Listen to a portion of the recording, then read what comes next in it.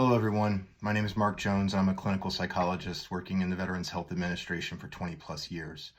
I just wanted to exercise my freedom of speech for a moment and convey a message to my fellow civil servants. I'm going to be reading something that I wrote, so I apologize if you see me glancing down a bit.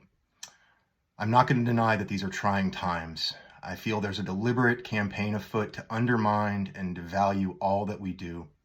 A toxic culture is being deliberately cultivated to sow confusion, disorientation, and despair.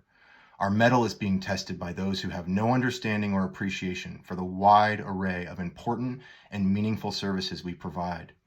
Petty tyrants, emboldened by false mandates and their own toxic narcissism, seem to be under the impression that we are playthings in a sandbox that they can manipulate or cast aside at their whim.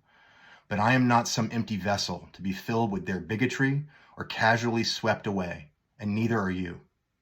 We have made commitments to serve our fellow citizens that are stronger than the shifting winds of false populist politics. We've dedicated our most precious time, talents, and passions to a noble goal of service.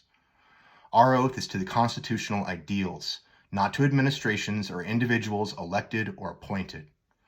We have sworn to defend our society and its highest ideals from enemies who would seek to destroy it, both foreign and, unfortunately in this instance, domestic. We have all endeavored to build something meaningful and accessible to our fellow citizens, and I do not plan to go gentle into that good night. My resistance to bullying, bigotry, xenophobia, and attempted erasure of thousands of my fellow human beings is indefatigable, and I'm hoping yours is too. That resistance is empowered by the knowledge that there is immeasurable strength in the silent numbers we represent. We are a community of literally millions serving many millions more. Let us not forget that democracy is intended to establish a government that serves its citizens, not the inverse. In the coming days, we must try to manage our anxiety and fear and focus on committing to our values. There will inevitably be some fresh hell awaiting us in our inbox. There will be more vague and ill-formed threats in edict form, unsigned. There will be more attempts to reverse our hard-fought progress in society, motivated by their ignorance and blind ambition. Thus far, it has been patently clear that the means and the message are deliberately intended to dishearten us, to anger us to the point of quitting, or frighten us to the point that we fold. We must persevere. I admit that I'm scared, disheartened, and angry. There's always resistance to change, especially when equality, for some, is falsely perceived as a threat to those in positions of historical power. I intend to use my fear and anger to steel myself for the work still ahead. I challenge all of us to remain steadfast and seek refuge in the fact that kindness and a dedication to service is ultimately stronger than division and manipulation.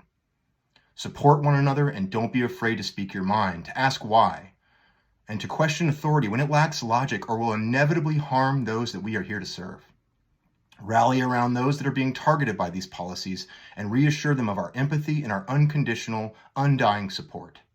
Find moments of quiet peace or joy whenever and wherever you can, and use those moments to renew your commitment. Speaking only for myself, I'm not going anywhere. In the words of Dylan Thomas, do not go gentle into that good night. Rage against the dying of the light. Hold the line and don't resign.